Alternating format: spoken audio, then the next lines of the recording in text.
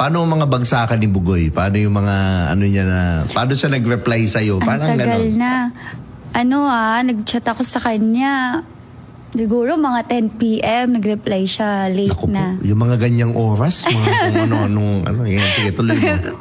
Late na siya nag-reply. Mga around, siguro 1 a.m. Ganun. Pero hindi ko na-expect na magre-reply siya kasi ano lang ako nag-i-start pa lang ako nun sa music ko Nasa ano na ako nun, papirma na ako nun sa Viva. And then, ayun, mga reply niya, mga bagsakan niya, paano ba? Hindi ko na kasi maalala, pero parang sabi niya sa akin nun, parang ang point niya sa sinasabi niya is, hindi ko kailangan na parang magkaroon ng parang value na agad-agad, ganun. Kasi pag sumama ako sa kanya, siya yung magbibigay ng value.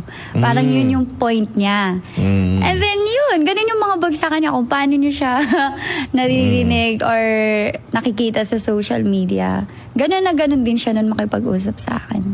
So sinabi mo na gusto kong maging girlfriend mo, ganon.